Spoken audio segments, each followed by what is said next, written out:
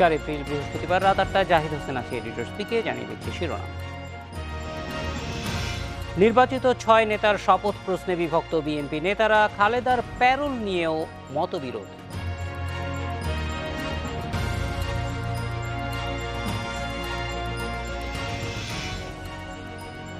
পাটকলের শ্রমিক ধর্মঘটের শেষ দিনে খুলনায় সংঘর্ষ, 2 পুলিশ আহত, সড়ক রেলপথ অবরোধ।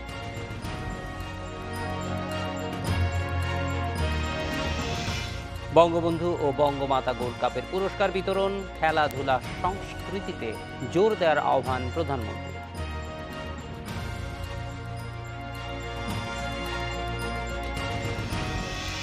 জাতীয় নির্বাচনে জয়ী 6 প্রার্থীর শপথ প্রশ্নে বিভক্ত বিএনপি। প্যারোলে খালেদা জিয়ার মুক্তির শর্তে শপথে আপত্তি নেই এক পক্ষের, তবে শর্ত মেনে খালেদা জিয়ার মুক্তিতে রাজি নয় অন্য পক্ষ। তারা বলছেন সংসদে বড় কোনো ভূমিকা রাখতে পারবে না এই 6 সদস্য।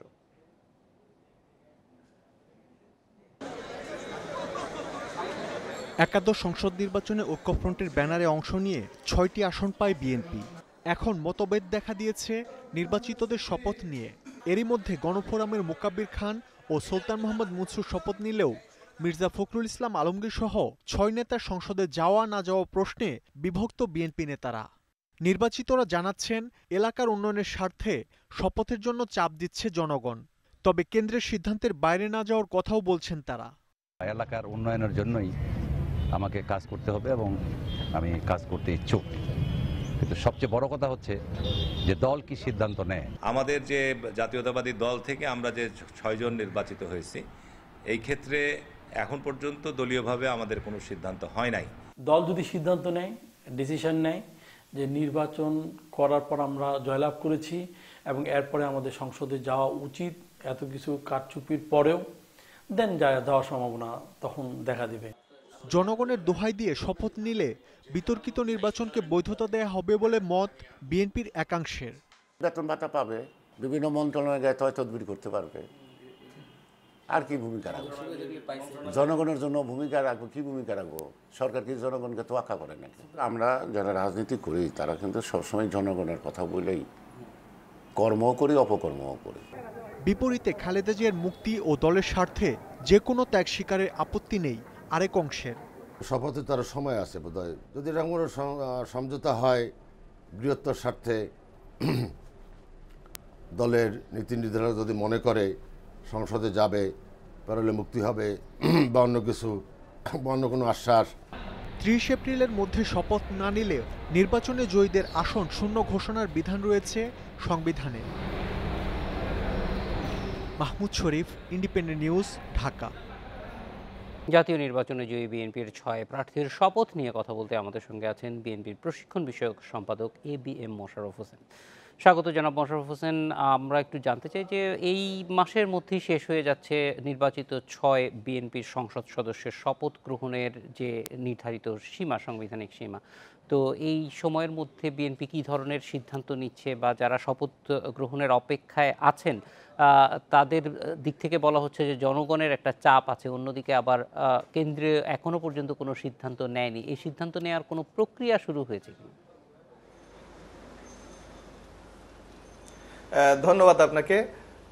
আসলে আপনি যেই নির্বাচনের কথা বলেছেন, একাদশ জাতীয় সংসদের যে 30 তারিখ যে নির্বাচনটি হয়েছে বলে আজকে এই সরকার প্রচার করছে, আসলে সেটা কি বাংলাদেশে কোনো নির্বাচন হয়েছে?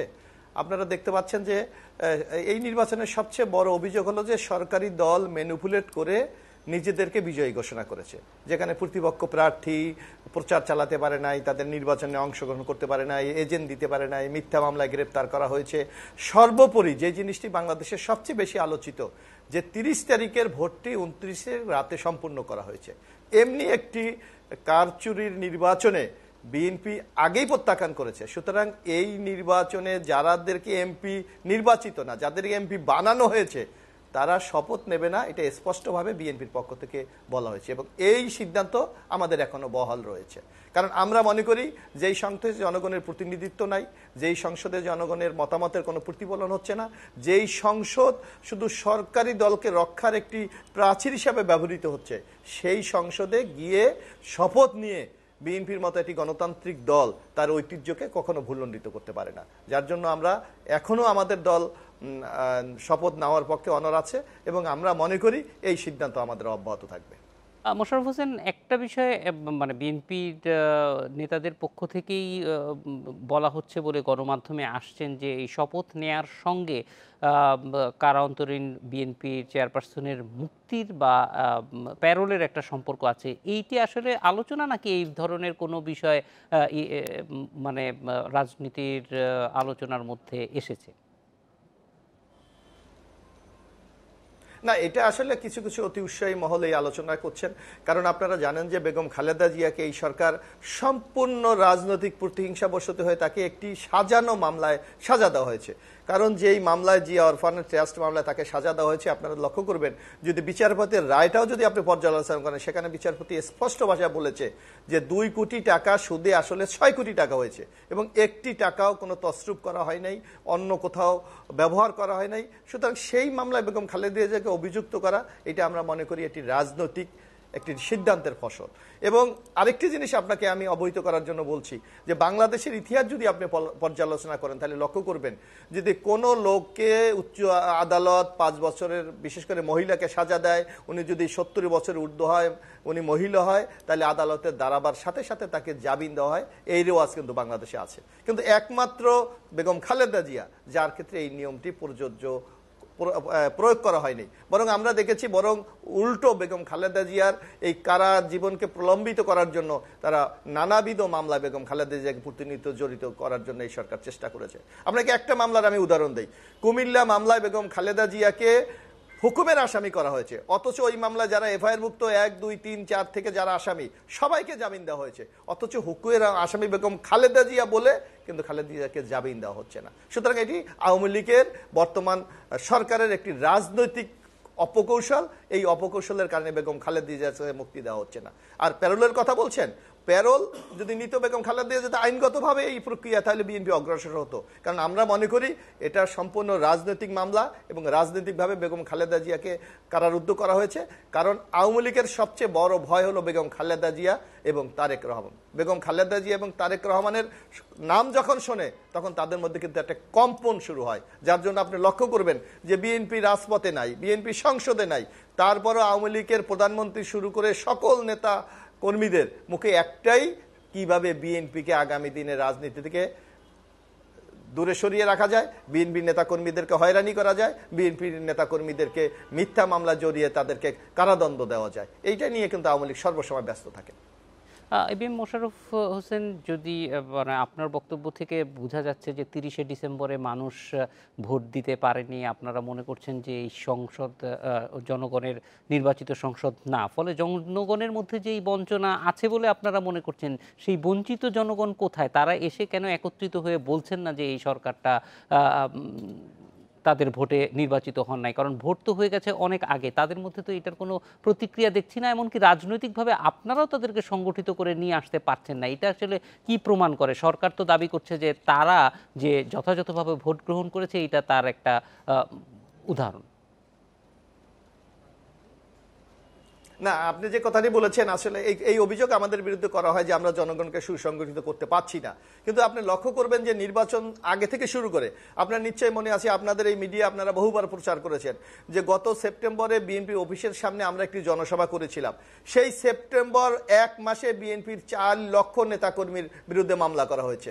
আপনার নিশ্চয়ই হয়তো স্মরণে থাকার কথা যে 2016 সালে লালবাগের কমিশনার আব্দুল আজিজ উনি মৃত্যুবরণ করেছেন, অথচ মামলা দেওয়া হয়েছে আব্দুল আজিজ সাহেব নাকি পুলিশের গাড়িতে পেট্রোল বোমা মেরেছে। আপনাদের নিশ্চয়ই মনে থাকার কথা বিএনপির সভাপতি হাবিব নবী সোহেল কারাগারে আছেন, ওই তার বিরুদ্ধে গায়েবী মামলা দেওয়া হয়েছে, উনি নাকি পুলিশের কাজে বাধা দেওয়া হয়েছে। আমাদের স্থায়ী কমিটির সদস্য আমির কৌশিক মাহমুদ আমেরিকায় ছিলেন, অথচ গায়েবী মামলায় তাকে আসামি করা হয়েছে। এমনিভাবে সারা বাংলাদেশে এই সরকার বিএনপি নেতাকর্মীদের মাধ্যমে আজগুবি ভুতুরে মামলার মাধ্যমে প্রায় এই আমাদের নামে এই আওয়ামী লীগের 11 বছরে প্রায় 60,000 মামলা করেছে, যার আসামি সংখ্যা প্রায় 26 লক্ষ। ইতিমধ্যে প্রায় 3 লক্ষ লোকজনকে, আমাদেরকে 3,000 লোকজনকে হত্যা করা হয়েছে। আমাদের 1,10,000 লোক ইতিমধ্যে জেল খেটে বেরিয়েছে এবং এখনো অসংখ্য লোক জেলে রয়েছে। সুতরাং এমনি একটি নির্যাতন নিপীড়নের মধ্যে আজকে জনগণের কণ্ঠ রেজ করার সুযোগটা কোথায়? হ্যাঁ, জনগণ তো অবশ্যই আমাদের পক্ষে আছে। আপনি লক্ষ্য করবেন যে ঢাকা সিটি উত্তর সিটি কর্পোরেশন নির্বাচন দেখেন, সেখানে 5% লোক ভোট দিতে আসে নাই। আপনি উপজেলা নির্বাচন দেখেন, আজকে প্রশাসনকে মাইকিং করতে হচ্ছে যে ভোটার ভাইরা আপনারা আসুন, আপনারা ভোট দেন, ভোট আপনাদের নাগরিক অধিকার, আপনারা যদি ভোট দেন তাহলে রাষ্ট্রের বহু সুযোগ সুবিধা পাবেন।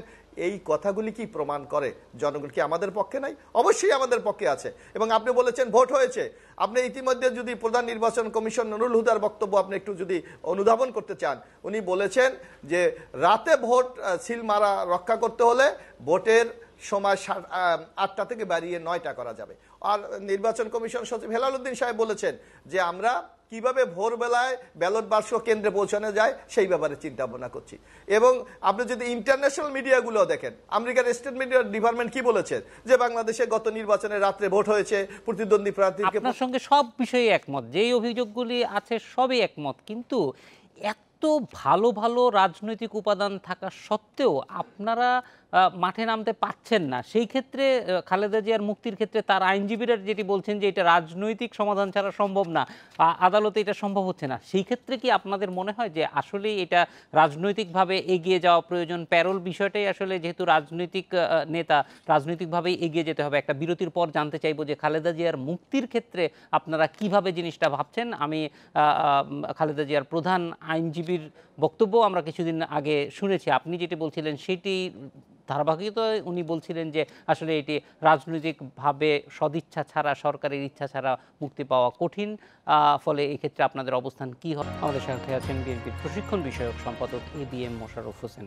মোশাররফ হোসেন, যেটি বিরতির আগে জানতে চাচ্ছিলাম যে খালেদা জিয়ার মুক্তির ব্যাপারে তার প্রধান আইনজীবী খন্দকার মোশাররফ হোসেন তিনিও বলেছেন যে এটা রাজনৈতিক সিদ্ধান্তের প্রয়োজন আছে, তারা আদালতে ন্যায় বিচার পাচ্ছেন না। সেই ক্ষেত্রে আসলে যেহেতু খালেদা জিয়াও অনেক বয়স্ক, তিনি দীর্ঘদিন যাবৎ কারান্তরীণ আছে, এক্ষেত্রে রাজনৈতিক সমাধানের কোনো সুযোগ আপনারা দেখছেন কিনা? না, আসলে আমরা কিন্তু যে কথাটা বারবার বলেছি, আমরা কিন্তু আইনের প্রতি শ্রদ্ধাশীল থাকতে চেয়েছি। আপনি লক্ষ্য করবেন যে আমরা দেখেছি যে যেই দেশে প্রধান বিচারপতিকে পালিয়ে যেতে হয়, যে দেশে আরেকজন বিচারপতি তারেক রহমানের মামলা রায় দেওয়ার কারণে তাকে বাংলাদেশ ছেড়ে বিদেশে গিয়ে অবস্থান করতে হয়, সেই দেশে বিচার বিভাগের কি অবস্থা এটা তো আমরা সহজে অনুধাবন করতে পারি। যার জন্য বেগম খালেদা জিয়ার প্রধান আইনজীবী খন্দকার মাহবুব হোসেন কিন্তু এই কথাটি বলেছেন যে যেখানে রাষ্ট্রের ইন্টারফারেন্স হয় সেখানে কিন্তু ন্যায় বিচার পাওয়াটা কঠিন হয়ে দাঁড়ায়। আর একটা সরকার যখন গণতন্ত্রের সকল রীতিনীতি ভঙ্গ করে যখন একটা ফ্যাসিস্ট সরকারে রূপান্তরিত হয়, একনায়কতান্ত্রিক সরকারে রূপান্তরিত হয়, সেই সরকারের কাছ থেকে কিন্তু ন্যায় বিচার, জাস্টিস বলেন অথবা আইনের শাসন বলেন, এইটা কিন্তু প্রত্যাশা করা যায় না। যার জন্য আজকে হয়তো আমাদের ব্যর্থতা আছে যে আমরা এই সরকারকে এখনো সরকারের বিরুদ্ধে আমরা কার্যকরী আন্দোলন গড়ে তুলতে পারিনি। কিন্তু বিএনপি একটি কাজ কিন্তু করেছে যে জনগণ থেকে আওয়ামী লীগকে কিন্তু সম্পূর্ণ আলাদা করে ফেলেছে, বিচ্ছিন্ন হয়ে গেছে। জনগণের সাথে এই সরকারের কোনো সম্পর্ক নাই, যেগুলি বিভিন্ন নির্বাচনের মাধ্যমে আমরা লক্ষ্য করতে পারছি। কিন্তু যার জন্য আপনি যে কথাটি বলছেন যে প্যারোল যদি বেগম খালেদা, তাও তো তার আইনগত অধিকার রয়েছে, কিন্তু বিএনপি আমার মনে হয় এখনো সেই পথে বিএনপি আগোচ্ছে না। কারণ আমরা বিশ্বাস করি আইনের যদি সঠিক প্রয়োগ হয়, যদি বিচার বিভাগ নিরপেক্ষভাবে দায়িত্ব পালন করতে পারে, তাহলে অবশ্য আইনি প্রক্রিয়ার মাধ্যমে বেগম খালেদা জিয়ার মুক্তি হওয়া সম্ভব। কিন্তু এই সরকারের আমলে আইনের প্রতিটি ক্ষেত্রে কিন্তু প্রতিবন্ধকতা তৈরি করা হয়েছে এবং তারা নিজেদের মতো করে আইনকে ব্যবহার করতে চাচ্ছে। এমনি একটি অবস্থায় আজকে আমরা জনগণকে সুসংগঠিত করছি, জনগণকে আমাদের সাথে আছে। কারণ বিভিন্ন নির্বাচন, আন্দোলন, সংগ্রাম আপনারা লক্ষ্য করবেন যে জনগণ আসতে চায়, কিন্তু এই সরকার সবচেয়ে রাষ্ট্রের যেই অঙ্গটির ক্ষতি করেছে, যে যেই আইন শৃঙ্খলা রক্ষা বাহিনী, প্রশাসন জনগণের সেবক, আজকে তাদেরকে জনগণের মুখোমুখি দাঁড় করিয়েছে। এই যে একটি সাংঘর্ষিক অবস্থা তৈরি করেছে, যার জন্য হয়তো আজকে অনেকে ক্ষতিগ্রস্ত হওয়ার জন্য, অনেকে আজকে নির্যাতন থেকে নিজেকে রক্ষা করার জন্য হয়তো ওইভাবে আন্দোলনে ঝাঁপিয়ে পড়তে পারছে না। কিন্তু গণবিস্ফোরণ যখন ঘটবে তখন এই সরকার কিন্তু পালিয়ে যাওয়া ছাড়া কোনো পথ থাকবে না। তখন বেগম খালেদা জিয়া ইনশাল্লাহ মুক্ত মানুষ হিসাবে আমাদের মাঝে কিন্তু ফিরে আসবেন, আমরা এটা বিশ্বাস করি।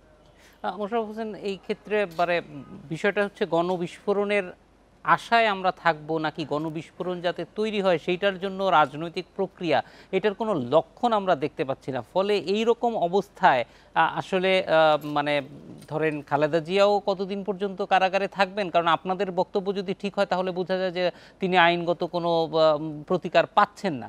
তো নির্বাচন হয়ে গেছে বেশ কয়েক মাস হলো, ফলে এই সব কিছু মিলিয়ে রাজনৈতিকভাবে এটার কোনো সমাধান যখন পাওয়া যাচ্ছে না, তখন আলোচনার মাধ্যমে সমাধানের সুযোগটা না দেখলে পরে এটা কি খালেদা জিয়া কারাগারে থাকার জন্য বিএনপিও দায়ী হবে কিনা? না, বিএনপিতে আমাদের ব্যর্থতা আছে যে আমাদের নেত্রী বেগম খালেদা জিয়াকে মুক্ত করে আনার জন্য যে ধরনের পদক্ষেপ নেওয়া দরকার সেটা আমরা ব্যর্থ হচ্ছি। এই সীমাবদ্ধতা আমাদের স্বীকার করতেই হবে। কারণ আজকে বিএনপির বাংলাদেশে কোটি কোটি লোক এই বিএনপির সমর্থক। আজকে বাংলাদেশের মানুষ চায় বেগম খালেদা জিয়ার পক্ষে আছে, সেখানে আমরা খালেদা জিয়াকে মুক্ত করি, এই ব্যর্থতা তো আমাদের আছেই। কিন্তু আপনি একটা জিনিস লক্ষ্য করবেন, কোনো ফ্যাসিস্ট সরকারের বিরুদ্ধে কিন্তু একদিনে জয়যুক্ত হয়ে যায় না। এরশাদের বিরুদ্ধেও কিন্তু জয়যুক্ত হতে আমাদের 9 বছর সময় লেগেছিল।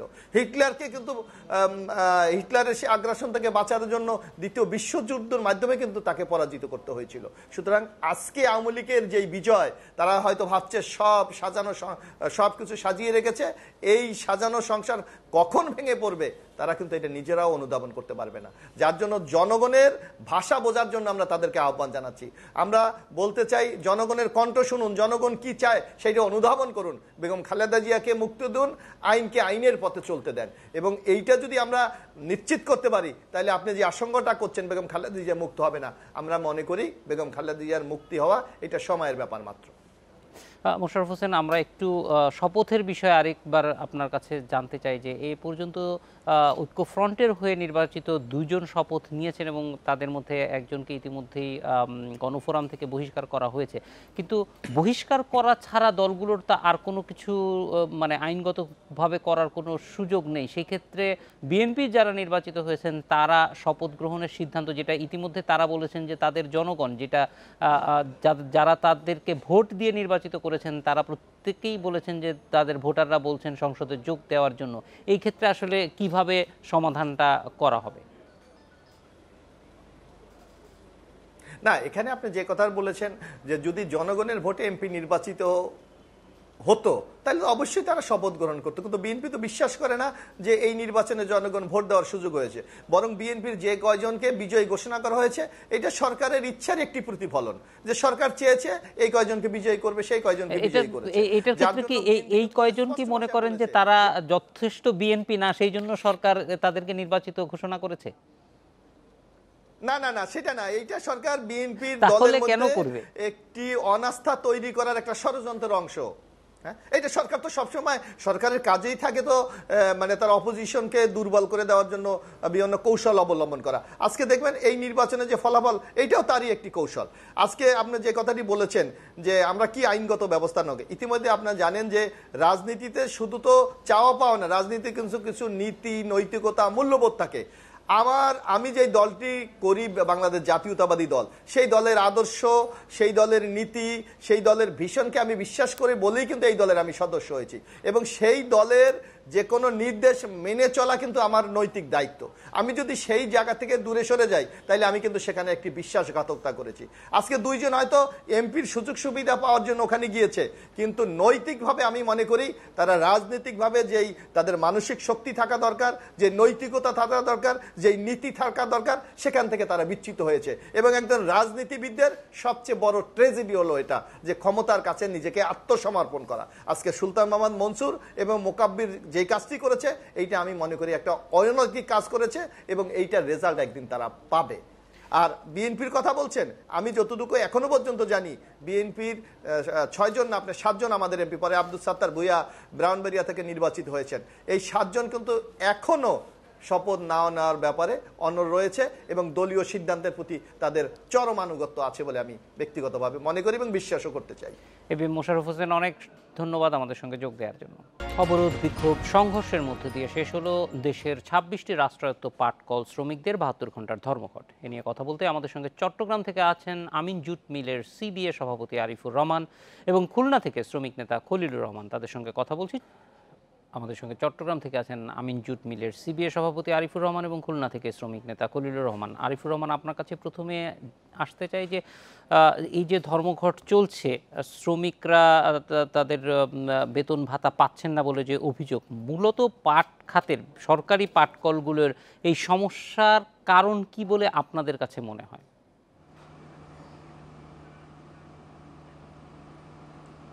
ধন্যবাদ আপনাকে এই স্টুডিওতে আমাকে আমন্ত্রণ জানানোর জন্য। আসলে পাটকলের যে চলমান যে সমস্যাটা, প্রত্যেক বছরই সরকার আমাদেরকে কিছু কিছু ভর্তুকি দেয়, কিন্তু ওই ভর্তুকিগুলো আমরা সময় মতো পাই না। যেমন জুন জুলাই মাসে যদি আমরা সময় মতো কিছু অর্থ বরাদ্দ পেতাম, তাহলে পাটের ভরা মৌসুমে আমরা পাটগুলো কৃষক থেকে কাঁচা পাট কিনতে পারতাম এবং তখন মিলগুলো পূর্ণ উৎপাদনে থাকতে পারত। কিন্তু বিগত 2 বছর যাবৎ সরকার জুন জুলাই মাসে আমাদের কাঁচা পাট কেনার জন্য কোনো অর্থ সময় মতো বরাদ্দ দিচ্ছে না, যার ফলশ্রুতিতে কাঁচা পাটের অভাবে শ্রমিকরা উৎপাদনে যেতে পারছে না এবং আমাদের যে মার্কেটিং ডিপার্টমেন্ট, আমাদের যে উৎপাদিত যে পণ্য, সেই পণ্যগুলোও দীর্ঘদিন যাবৎ অবিকৃত অবস্থায় পড়ে আছে। একদিক দিয়ে সরকার থেকে আমরা রেগুলার কাঁচা পাট কেনার অর্থ পাচ্ছি না, অন্য দিক দিয়ে এই অর্থ না পাওয়ার কারণে কৃষক থেকে পাট কিনতে পারছি না সময় মতো, এবং মিলগুলো উৎপাদনে যাওয়ার পর যে অল্প অল্প উৎপাদন দেয়, সেই উৎপাদনের পণ্যগুলোও মার্কেটিংয়ের অদক্ষতার কারণে বিক্রয় হচ্ছে না, যার ফলে শ্রমিক কর্মচারীরা দীর্ঘদিন যাবৎ কন্টিনিউস মজুরি বকেয়া থেকে যাচ্ছে এবং আমাদের শ্রমিক কর্মচারীরা অত্যন্ত মানবেতর জীবনযাপন করছে।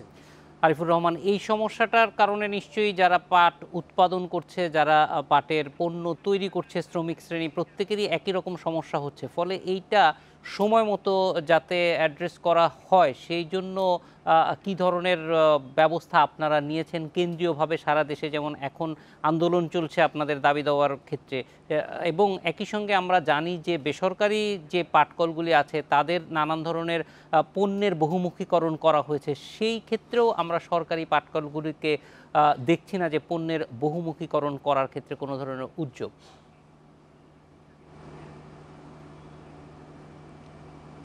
ধন্যবাদ আপনাকে। আপনাদের যে পাটকলগুলো, এগুলো আমরা প্রায় পাকিস্তান আমলে 1953 সাল থেকে আমরা যে মেশিনারি দিয়ে কাজ উৎপাদন দিচ্ছি, তখন প্রতিষ্ঠাকাল থেকে কিন্তু আপনার যে মেশিনারিজগুলো ছিল পুরানো, সে জরাজীর্ণ মেশিন দিয়ে আমরা আপনার গতানুগতিক কোনো পণ্য উৎপাদন করতে পারছি না।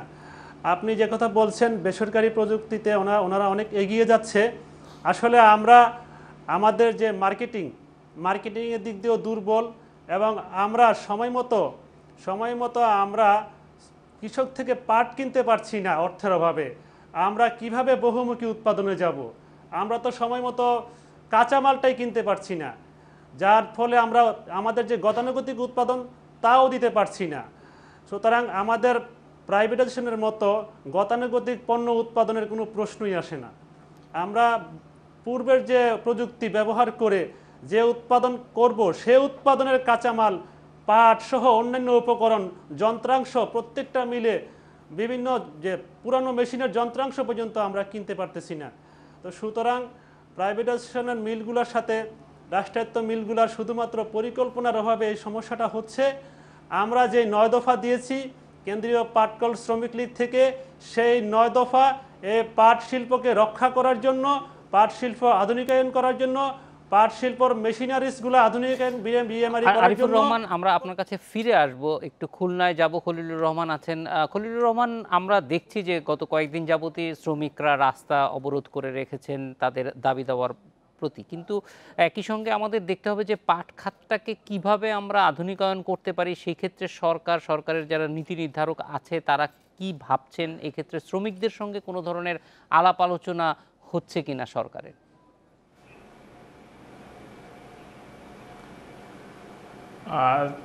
রাষ্ট্রায়ত্ত পাটকলের পক্ষ থেকে ইন্ডিপেন্ডেন্ট টিভিকে ধন্যবাদ, অভিনন্দন।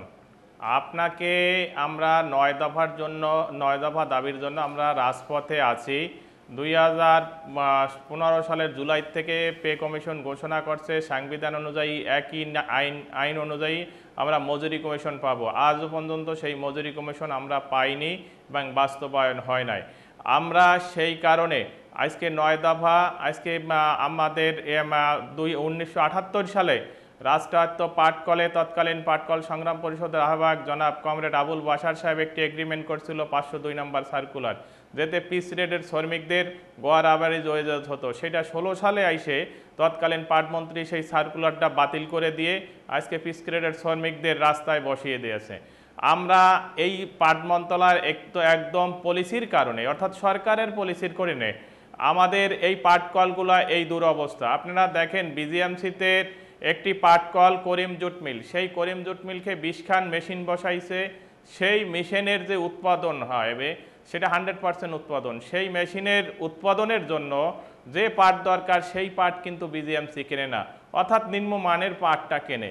আমরা জুন মাসে যদি সরকার টাকা দিত তাহলে জুন মাসে নিম্নমানের পাট কেনে, এটা কি মানে নিম্নমানের পাট পাওয়া যাচ্ছে সেই জন্য, নাকি এইটার ভিতরে কর্মকর্তাদের কোনো ধরনের, যারা কিনছে তাদের কোনো ধরনের মানে খারাপ উদ্দেশ্য আছে?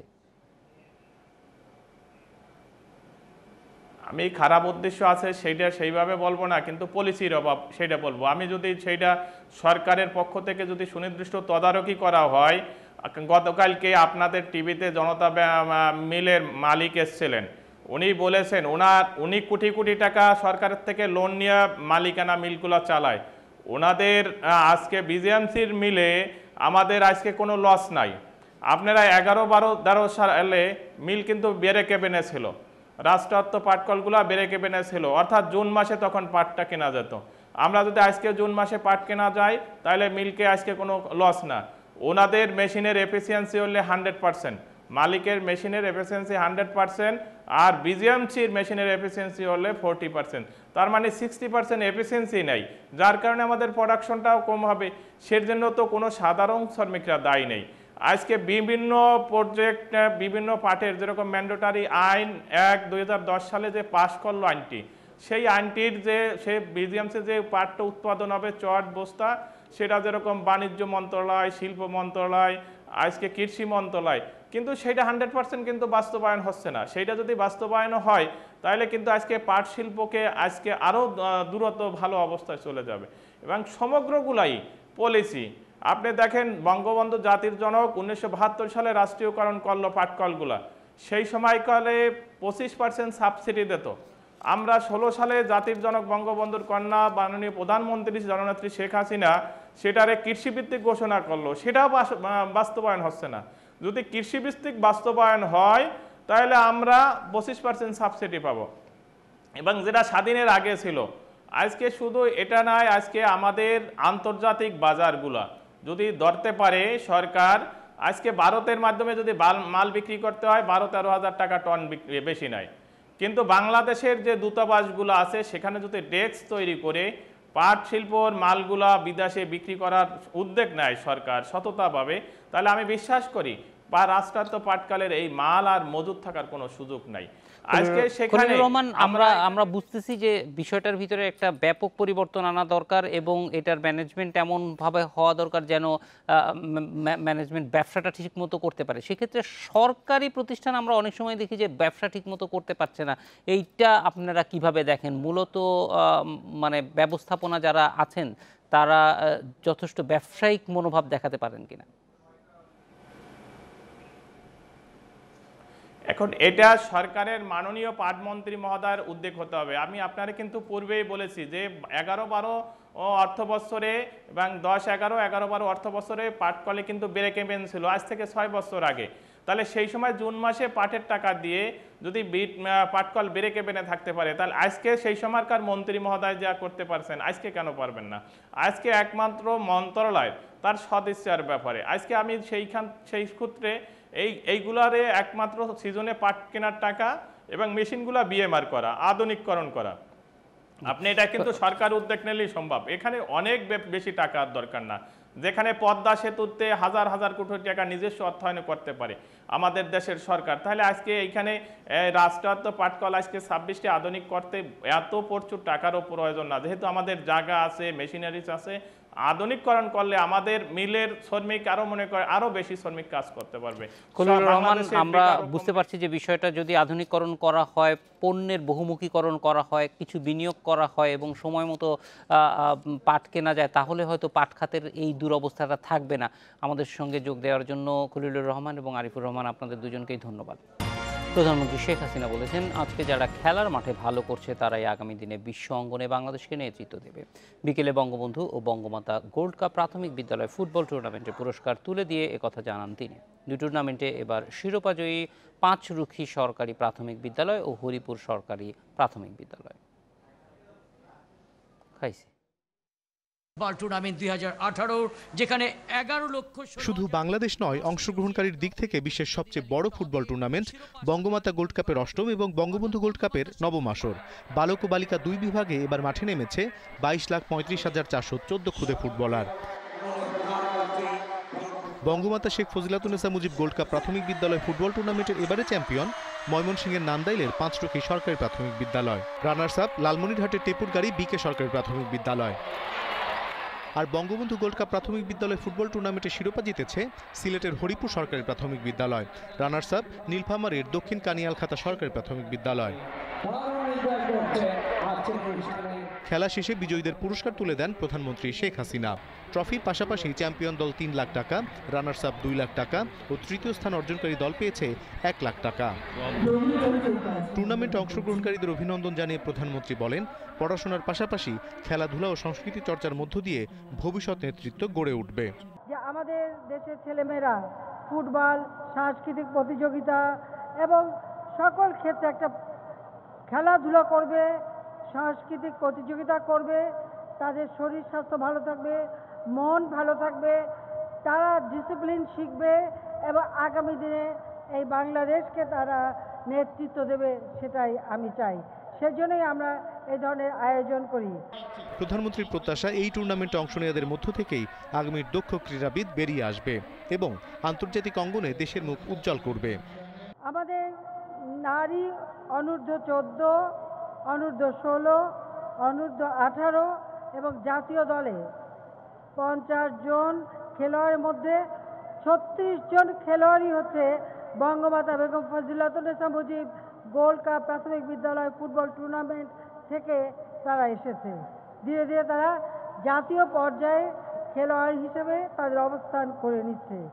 এছাড়া জাতীয় আন্তর্জাতিক পর্যায়েও বিভিন্ন প্রতিযোগিতায় সাফল্য পাওয়া যাচ্ছে। আসলে সেরা খেলোয়াড়দের নিয়ে দীর্ঘমেয়াদী ক্যাম্পের পরিকল্পনা করছে সরকার। এখন ফটো সেশনে অংশ নিচ্ছে অনিমেষ কর, ইন্ডিপেন্ডেন্ট নিউজ, ঢাকা। এ নিয়ে কথা বলতে আমাদের সঙ্গে আছেন সহকর্মী অনিমেষ কর। অনিমেষ, 22 লক্ষের বেশি খুদে ফুটবলার এই টুর্নামেন্ট দুটোতে অংশ নিয়েছে। প্রাথমিকভাবে তারা শিক্ষার পাশাপাশি যে মানে শরীর গঠনমূলক কার্যক্রমের অংশ হিসেবে এই ফুটবল টুর্নামেন্টে অংশ নিয়েছে, সেটি একটা ভালো দিক, তাদের বিকাশটা হোলিস্টিক হবে। কিন্তু একই সঙ্গে এই বিপুল সংখ্যক সম্ভাবনাময় ফুটবলারদেরকে সামনের দিকে নিয়ে যাওয়ার জন্য সরকারের কি ধরনের পরিকল্পনা আছে? শিক্ষা মন্ত্রণালয় এবং সংস্কৃতি মন্ত্রণালয় এবং যুব ক্রীড়া মন্ত্রণালয় তারা কিন্তু সম্মিলিতভাবেই এদেরকে প্রতিভা অন্বেষণ একটি কার্যক্রম এদেরকে আছে এবং এই যে ক্ষুদে প্রতিভারা বেরিয়ে আসছে বিভিন্ন স্কুল থেকে, বাংলাদেশের গ্রামে গঞ্জে ছড়িয়ে থাকা একেবারে প্রত্যন্ত অঞ্চলের প্রাথমিক বিদ্যালয়ের শিক্ষার্থীরাও কিন্তু এই প্রতিযোগিতায় অংশগ্রহণ করার সুযোগ হয়েছে এবং একেবারে প্রত্যন্ত অঞ্চল থেকে উঠে এসে তারা কিন্তু ফাইনাল পর্যন্ত এসেছে। ফাইনালের যেই স্কুলগুলিকে আমরা দেখলাম তারা কিন্তু ময়মনসিংহ, লালমনিরহাটের মতো জায়গা থেকে এসে তারা কিন্তু এখানে চ্যাম্পিয়ন রানার্স আপ হচ্ছে। তো তাদেরকেই বুঝতে পারি যে প্রত্যন্ত অঞ্চলে ছেলেদের এবং মেয়েদের খেলাধুলার খুব বেশি সুযোগ নেই এবং তাদের প্রতিভা বিকাশেরও সুযোগ নেই, সেখান থেকেও কিন্তু তারা এরকম বেরিয়ে এসে ঢাকায় এসে তারা আজকে চ্যাম্পিয়ন ট্রফি জিতে নিয়ে যাচ্ছে। অর্থাৎ গ্রাম পর্যন্ত একে তৃণমূল পর্যন্ত ফুটবলকে ছড়িয়ে দেওয়ার জন্য সেখান থেকে প্রতিভা বের করে নিয়ে আসার সুযোগ হচ্ছে। যেমন গ্রামে কিন্তু মেয়েদের খেলার বিষয়টি খুবই অন্য দৃষ্টিতে দেখা হয়, একটি মেয়ে ফুটবল খেলবে সেটি সহজভাবে মানতে চায় না, সেখান থেকেও কিন্তু এই ফুটবলাররা বেরিয়ে আসছে। এবং বাংলাদেশের অনূর্ধ্ব-14 অনূর্ধ্ব-18 যেই নারী ফুটবল হচ্ছে সেখানে কিন্তু এই মেয়েরাই মূলত বেশিরভাগ এগিয়ে আসছে। প্রধানমন্ত্রী তার বক্তব্য আজকে বলছিলেন যে জাতীয় দলের 50 জনের মধ্যে 36 জনই এই খুদে ফুটবলার থেকে এসেছে এবং তারা কিন্তু শুধু বাংলাদেশেই না, বাইরেও যে বিভিন্ন প্রতিযোগিতা আন্তর্জাতিকভাবে অংশ নিচ্ছে এবং সেখানেও সাফল্যের স্বাক্ষর রাখছে। ভুটানের কথা প্রধানমন্ত্রী উদাহরণ হিসেবে টেনেছেন যে সেখানে যেও তারা কৃতিত্ব অর্জন করেছে এবং এরাই ভবিষ্যতে বাংলাদেশকে নেতৃত্ব দেবে, সে কথাই আজকে বারবার বলা হচ্ছে। এবং এই শিক্ষার্থীদেরকে নিয়ে কিন্তু বিভিন্ন মন্ত্রণালয়, অর্থাৎ সংশ্লিষ্ট যে মন্ত্রণালয়গুলি আছে, ক্রীড়া মন্ত্রণালয়, শিক্ষা মন্ত্রণালয়, এরা মিলে ভবিষ্যতে কাজ করবে। এবং গতকাল গণশিক্ষা মন্ত্রী তিনি জানিয়েছেন, প্রাথমিক ও গণশিক্ষা মন্ত্রী, এটি যেমন প্রাথমিক পর্যায়ে হচ্ছে, এটি যেন 8ম শ্রেণী পর্যায় পর্যন্ত আরেকটি প্রতিযোগিতা হয় সেজন্য তারা কিন্তু মন্ত্রণালয়কে জানিয়েছে এবং সে ধরনের ব্যবস্থা নেওয়ারও সুযোগ হচ্ছে। এবং বিভিন্ন মন্ত্রণালয় থেকে তারা বলছে যে তারা একটি সমন্বিত কার্যক্রমের মাধ্যমে এই শিশুদের যাতে ক্রীড়ার আরও বিকাশ ঘটে সেই কার্যক্রমগুলি আরও ভবিষ্যতে করবে, তাদের প্রশিক্ষণের জায়গাটিও তৈরি করবে। অনিমেষ কর, অনেক ধন্যবাদ আমাদের সঙ্গে যোগ দেওয়ার জন্য। এই ছিল এডিটর স্পিক।